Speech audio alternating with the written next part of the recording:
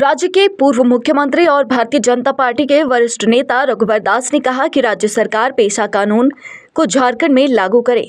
राज्य स्थित पार्टी के प्रदेश कार्यालय में आयोजित संवाददाता सम्मेलन को संबोधित करते हुए रघुवर दास ने कहा कि नियमावली बन जाने के बाद भी क्या वजह है कि राज्य सरकार पेशा कानून लागू नहीं कर रही है।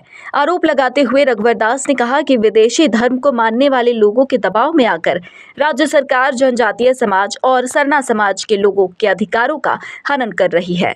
रघुवर दास ने कहा कि पेशा कानून लागू होने से ग्राम प्रधान और मानकी मुंडा को लघु खनिज और बालूघाट समेत अन्य संसाधनों पर अधिकार मिलेगा, जिससे समाज और गांव सशक्त होगा।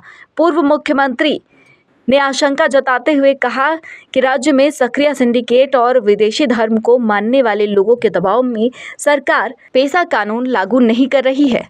पूर्व मुख्यमंत्री ने कहा कि वह राज्य सरकार से मांग करते हैं कि पेशा नियमावली को जल्द से जल्द कैबिनेट में लाया जाए और इसे लागू किया जाए। एक जो झारखंड का ज्वलंत मुद्दा है, उस ज्वलंत मुद्दे पर हमारा जनजाति समाज, आदिवासी समाज 2019 से ही,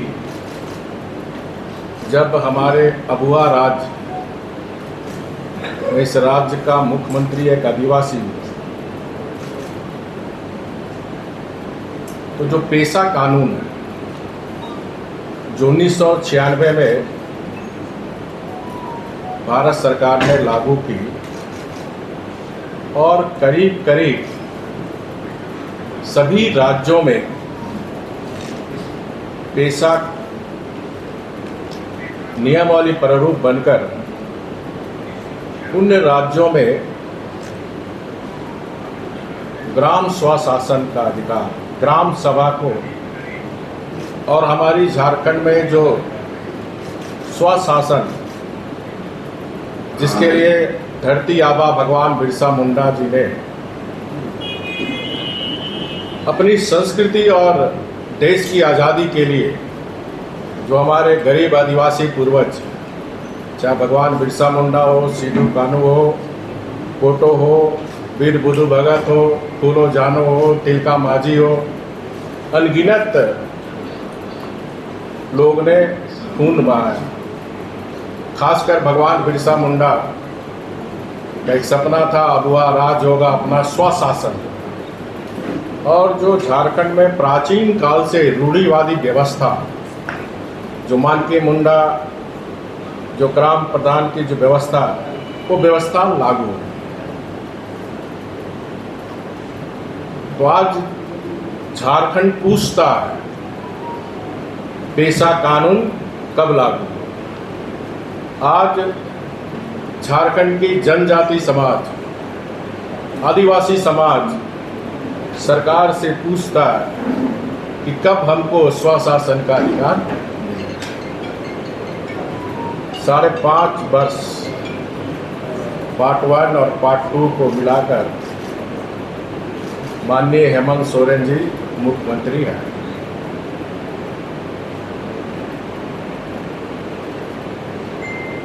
क्या पेशा कानून लागू होने से इस सरकार को खतरा है? क्या ये झारखंड की जनता जानना चाहते हैं। क्या इसी मंशा के डर से आप पेशा कानून नहीं लगा रहे हैं कि अगर पेशा कानून लागू हो जाएगा तो हमारी सरकार गिर जाएगी, सरकार खतरे में पड़ जाएगी? ये झारखंड के 4 करोड़ जनता आज झारखंड सरकार से जानना चाहती है। जबकि हेमंत सरकार द्वारा पेशा नियमावली प्रारूप जुलाई 2023 में प्रकाशित कर पंचायती विभाग द्वारा आम लोगों एवं संस्थाओं से प्रारूप प्रतिक्रिया मांगी थी। साथ ही साथ 4 मार्च क्षेत्रीय कॉन्फ्रेंस भी हुआ था झारखंड में, जिसमें झारखंड सरकार के उद्योग सचिव जितेंद्र सिंह, अपर मुख्य सचिव पंचायती राज झारखंड सरकार राजीव अरुण एक्का जी, पंचायती सचिव भारत सरकार अतिरिक्त सचिव डॉक्टर CS कुमार, पंचायती राज भारत सरकार संयुक्त सचिव सुश्री ममता वर्मा जी, पंचायती राज भारत सरकार श्री विवेक भारद्वाज जी, अतिरिक्त आयुक्त पंचायती राज आंध्र प्रदेश श्री सुधाकर राव जी, छत्तीसगढ़ सरकार के उप निदेशक सुश्री स्टेरा खालको जी, झारखंड के पारंपरिक लीडर श्री पंचानंद सोरेन जी, सुश्री स्वप्रभा मोहंती जी, अतिरिक्त सचिव PRDW विभाग उड़ीसा सरकार, और PJ वासले उपायुक्त PRRD तेलंगाना सरकार।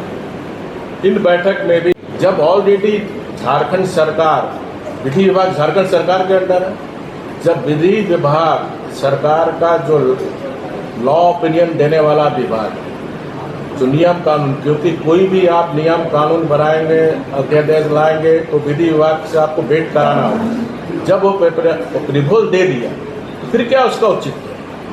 इससे साफ जाहिर होता है कि आप पेशा कानून लागू नहीं करना चाहते हैं। विदेशी धर्म के मानने वाले के दबाव में उनको डर है कहीं हमारी सरकार ही खतरे में ना हो।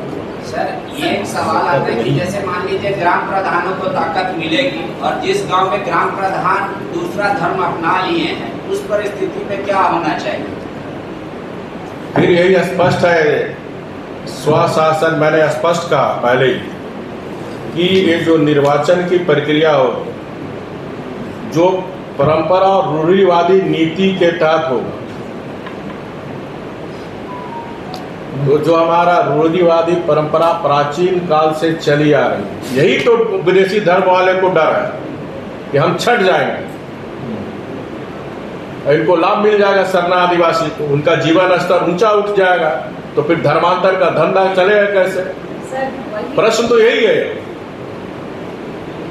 वही विदेशी धर्म मानने वाले लोग सड़क पर उतर करके और प्रदर्शन कर रहे हैं, सरना धर्म को लागू हो, उसके बाद जाकर देखिए, आप सब भी पत्रकार हैं, खोजी पत्रकार भी हैं, आप सब भी इस बात से अवगत हैं कि खुद 1961 में हमारे देश के प्रधानमंत्री सरदार जवाहरलाल नेहरू जी थे। 1961 में ही जनगणना से आपको हटा दिया। पहला प्रश्न। दूसरा प्रश्न, क्योंकि 1800 जब देश गुलाम था तो 1871 से लेकर 1991 तक जनगणना आदिवासी के लिए अलग धर्म का कोड था। 1961 की जनगणना में माननीय नेहरू जी ने की टीम ने सरकार ने इसके हटा दिया। 2011 यूपीए की सरकार थी, जहां कांग्रेस झारखंड मुक्ति मोर्चा यूपीए की सरकार थी। उस समय हमारे सुदर्शन भगत जी MP थे। इन्होंने लोकसभा में प्रश्न पूछा और पत्र भी लिखा। इनके पत्र का जवाब में माननीय प्रधानमंत्री जी ने भी कहा कि हमको पत्र प्राप्त हो गया। इनके पत्र के आलोक में गृह विभाग, जो भारत का महारजिस्टर कार्यालय, उसका भी पत्र हमारे माननीय सुदर्शन भगत जी को जवाब दिया। साथ ही साथ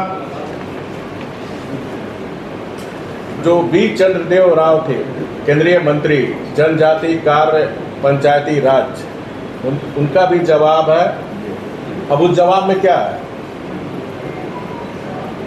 उस जवाब में इस सबको समझने की जरूरत है, बहुत बेहतर इशू है।